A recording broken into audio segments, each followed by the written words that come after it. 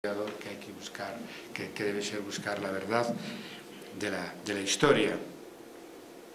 El origen del movimiento de la memoria histórica, ya antes comenté, está en Argentina en los años 70, con los 30.000 desaparecidos. En 1977 se inicia el movimiento mundial por la memoria histórica con las abuelas de la Plaza de Mayo.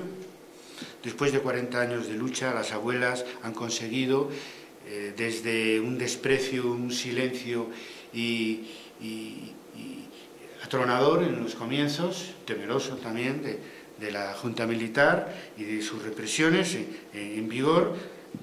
Parte de las que iniciaron esa lucha fueron asesinadas, como sabemos, pero consiguieron cada vez un apoyo mayor, social, y un apoyo político. Los gobiernos Kirchner han apoyado al movimiento de la memoria histórica, de las abuelas y después de las madres y después de los hijos de los desaparecidos durante la Junta Militar, y consiguieron mucho.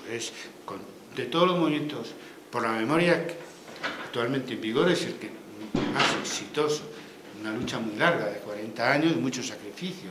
Algunas de esas abuelas y madres perdieron la vida en esa lucha por sus desaparecidos. Consiguieron mucho los juicios a la Junta Militar, el reconocimiento del hecho en sí, de las víctimas, de sus nombres, de sus historias, de su inocencia, porque todo el mundo es inocente cuando te torturan y te matan. Nadie puede ser culpable de algo tan atroz.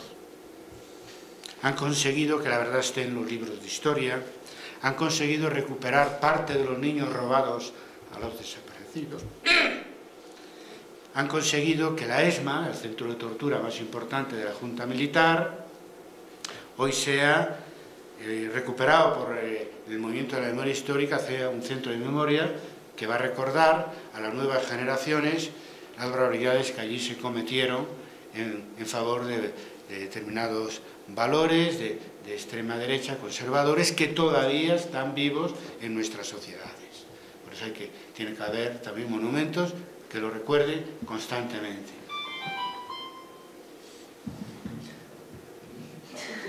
¿Te ayudo yo para pagarlo? Ya lo sabes hacer. Entonces, de Argentina, es un chiste gallego.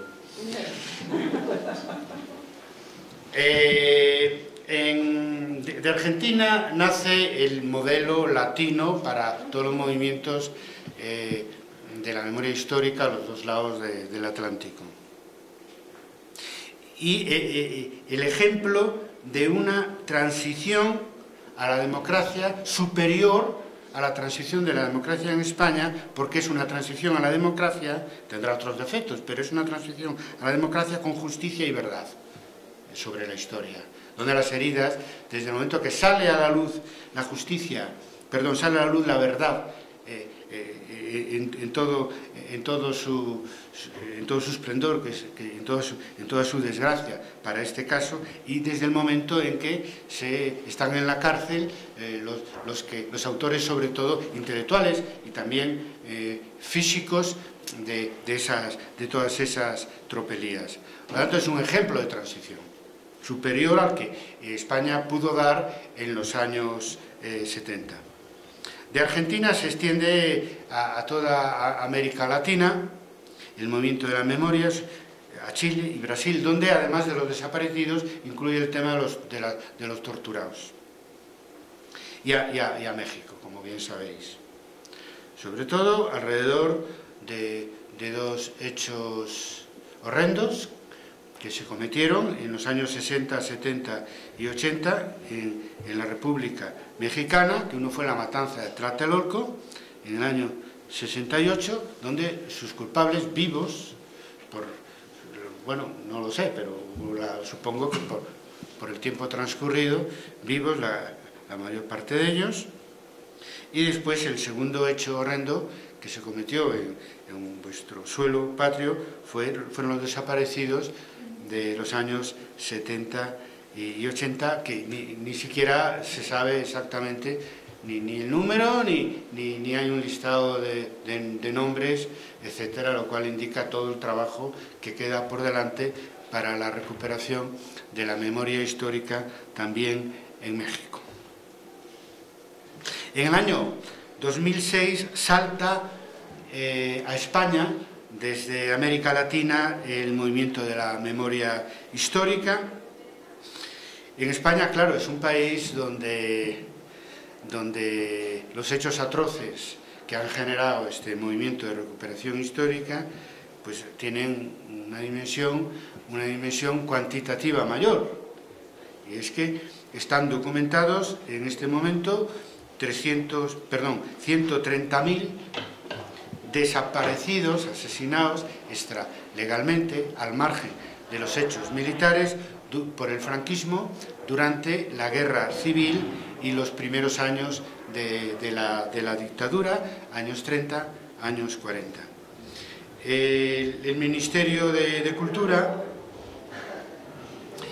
por lo menos en los gobiernos que ahora terminan, porque en unos días tomará posesión el Partido Popular y cambiará, claro, la orientación gubernamental sobre este tema. Pero decía un responsable no hace mucho en televisión que ellos en la base de datos que están creando en el Ministerio de Represaliados durante el franquismo trabajan con una cifra final de 4 millones.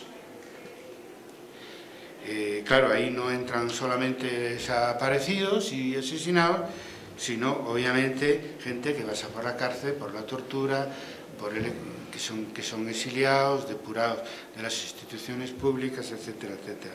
Por lo tanto, veis que en España el campo es enorme para los trabajos de la recuperación de la memoria histórica, ¿no?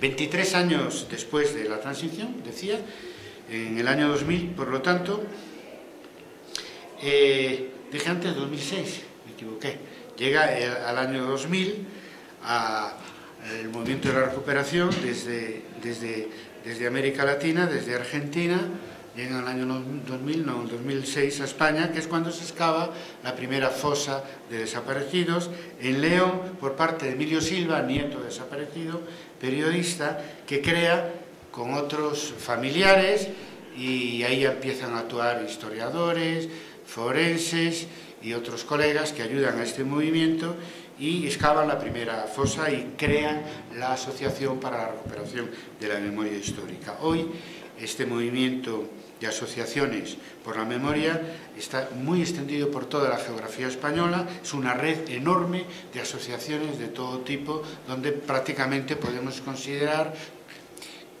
que todas las comunidades autónomas, por supuesto, y gran parte o la mayor parte de los municipios pues tienen su comisión, su asociación y su grupo de investigación y de lucha por la memoria histórica, por lo que decía antes, porque claro, es que la represión fue enorme, ¿no? Y fue tan amplia y está tan sin investigar todavía y sin recuperar esos cuerpos y sin darle reparación, justicia y verdad a esas víctimas, que se necesita un entramado asociativo que existe, aunque las asociaciones más importantes en toda España, pero las asociaciones más importantes son la Asociación Fundacional de la Recuperación de la Memoria Histórica, los Foros de la Memoria y la Asociación por la Recuperación de la Memoria Histórica de Cataluña.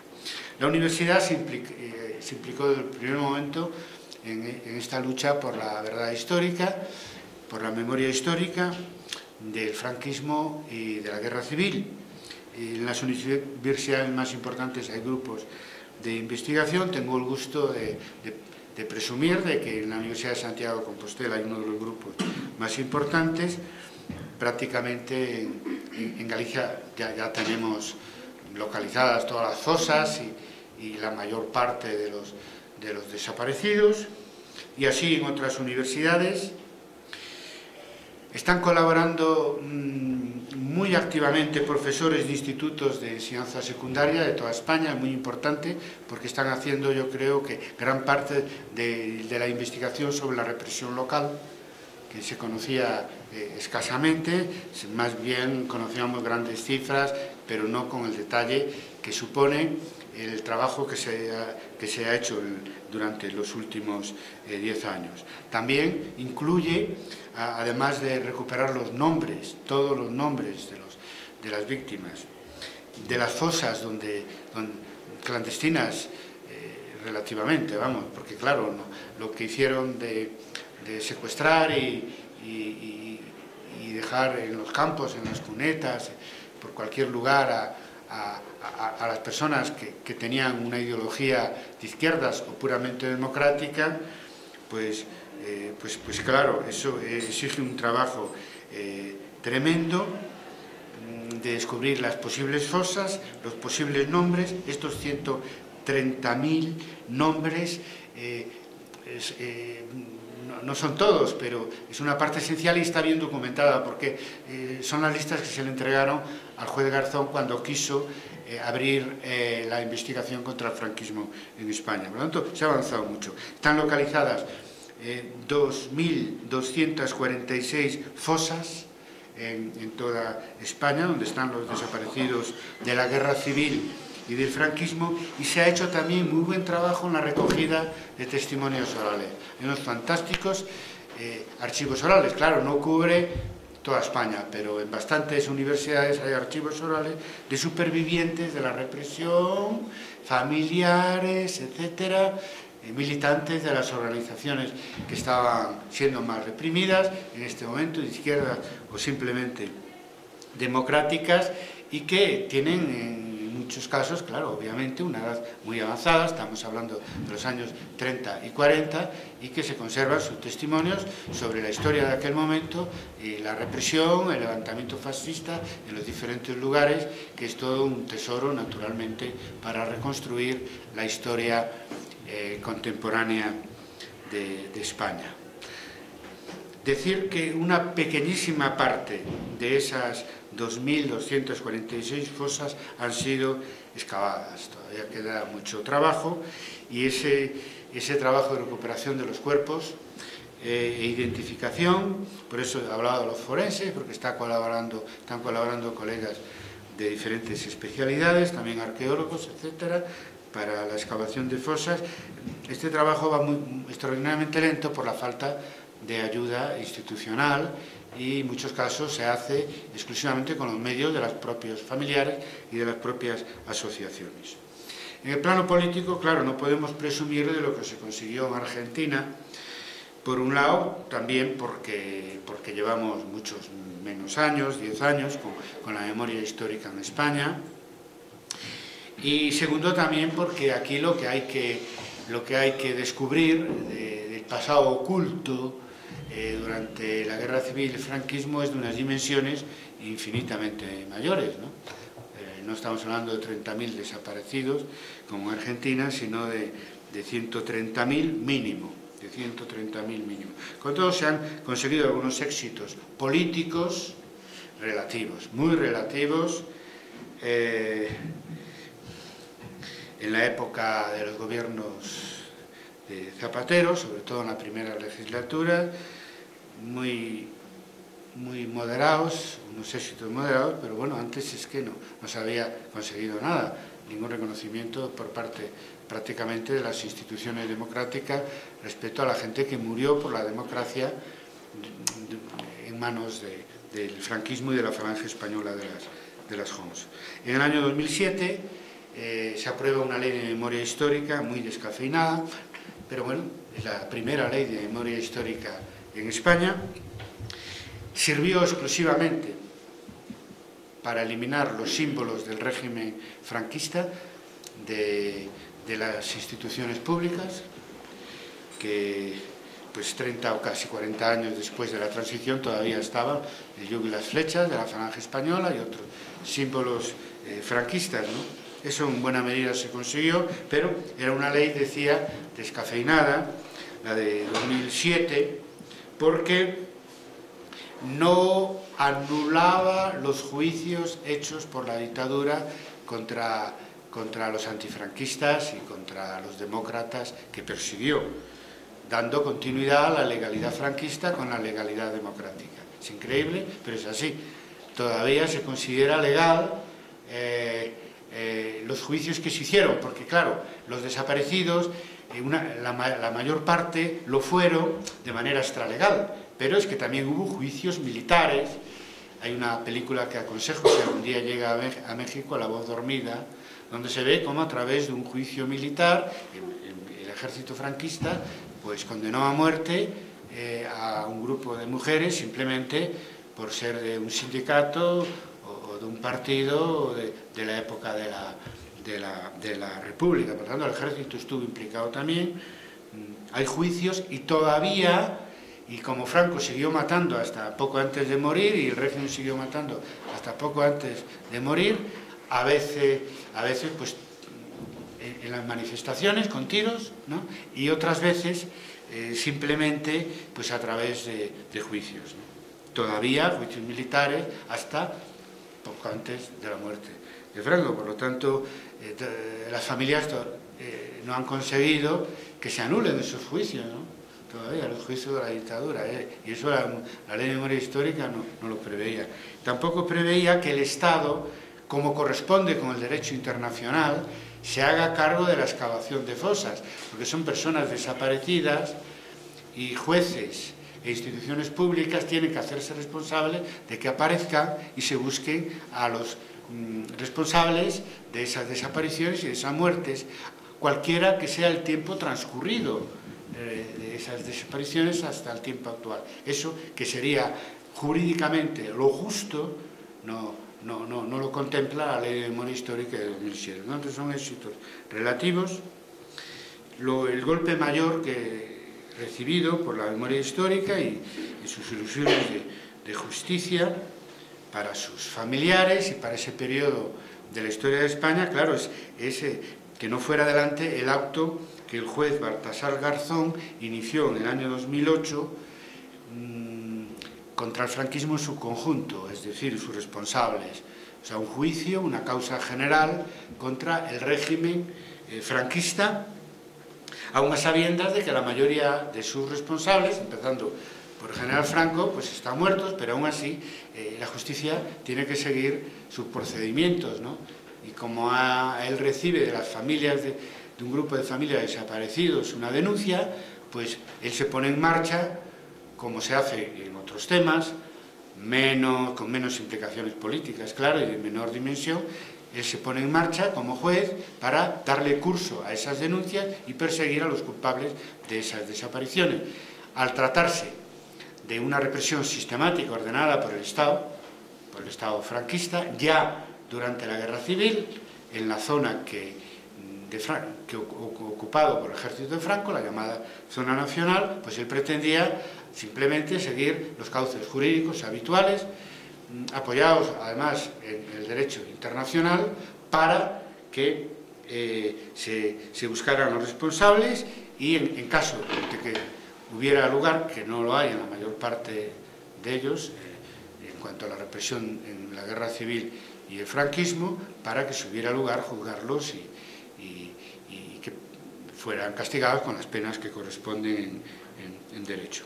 También en el acto del Baltasar Garzón contra el franquismo se proponía la excavación de oficio por parte de las autoridades judiciales de las fosas de desaparecidos. Eso hubo una oposición política a que el auto del juez Garzón fuera adelante. También dentro de la magistratura hubo una gran oposición a que fuera adelante. Él fue destituido de la Audiencia Nacional y la persecución por parte del Tribunal Supremo, con las complicidades de otros jueces y de los partidos que gobiernan, en un caso de una manera activa, el Partido Popular, y en otro caso de una manera pasiva, el Partido Socialista, que adoptó, de Zapatero, que adoptó una posición, pues eso, por un lado de hacer algunas cosas y por otro lado positivas en favor de la memoria histórica, y por otro lado, claro, no apoyar a Garzón en ese auto que él pretendió contra el franquismo en su conjunto, que limpiaría de ese pasado horrendo a una democracia como es la democracia española, que se merece justicia histórica.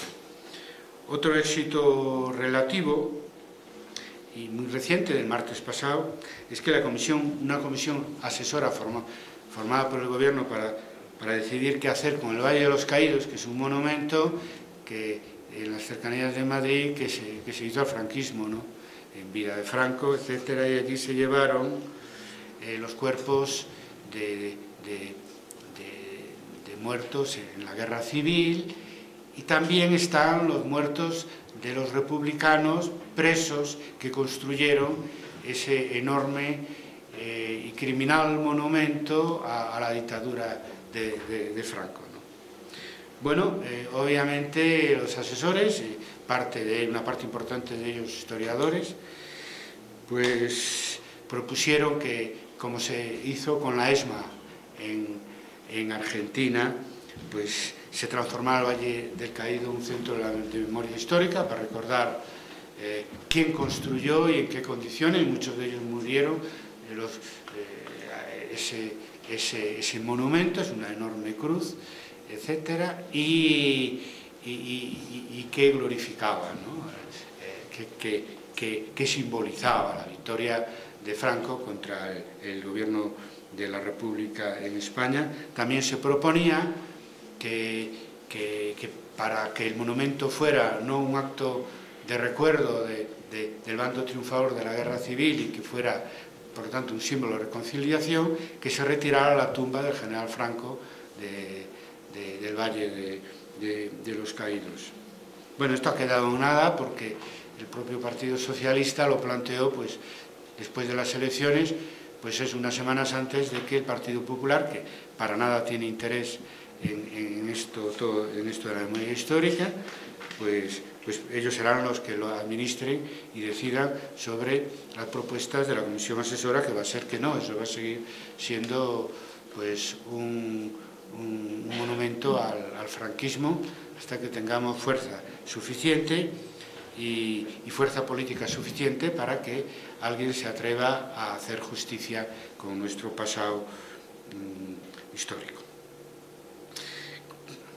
Nosotros probablemente en España necesitaremos una generación más para triunfar en esta lucha por la memoria histórica y la dignificación de las víctimas de los años 30 y 40 de la República y de la Guerra Civil. Bueno, como en Armenia, ¿no? El genocidio armenio fue en el año 1915, hace más de un siglo, y todavía Turquía no reconoció el genocidio armenio durante la Primera Guerra Mundial. Hay que decir que Erdogan, el presidente turco, acaba de reconocer hace muy poco el genocidio de los turcos, ¿no? Contra los turcos, pero no el genocidio armenio, que sigue sin reparación, justicia y verdad histórica, ¿verdad? Por lo tanto, nosotros, pues, han pasado ya más de 70 años de la Guerra Civil, pero aún podemos esperar que generaciones todavía más jóvenes en España, vinculadas generalmente a las familias represaliadas en cantidades tan enormes durante la Guerra Civil y el franquismo, pues sigan esta lucha por la memoria histórica en España. Yo quería hacer dos preguntas. Primero, una política y otra historiográfica. Primero, una democracia que no entierra y honra a los que murieron por ella, ¿qué democracia es? Para reflexionar. Una pregunta para reflexionar. Después, la pregunta historiográfica es, cuando nos preguntamos una y otra vez, ¿para qué sirve la historia? Se dice con frecuencia, no tanto los historiadores, pero se dice comúnmente que la historia sirve para no repetir los errores del pasado, y es cierto, es correcto eso. Y nosotros añadimos que también la historia debe servir para enmendar en lo que sea posible los errores del pasado, para reparar en la medida de lo posible los errores del pasado, utilizando un término pues que no da la medida del tema del horror de los temas que estamos tratando, no son horrores, fueron acciones de una extrema violencia dirigidas hacia una población civil masivamente que fue masacrada pues, por sus ideas o por hasta su condición religiosa o sexual o lo que sea, ¿no? Entonces, ¿para qué sirve la historia? Para no repetir los errores del pasado y para enmendar, que estamos a tiempo, los errores de ese pasado en la medida de que sea posible. En definitiva, es una versión más de lo que comúnmente llamamos también la utilidad social de la historia. Bien, decíamos que el modelo latino para la recuperación de la memoria histórica es el modelo que viene de Argentina, que creo que en España se está afinando en este momento bastante y está evolucionando también, desarrollándose en otras direcciones.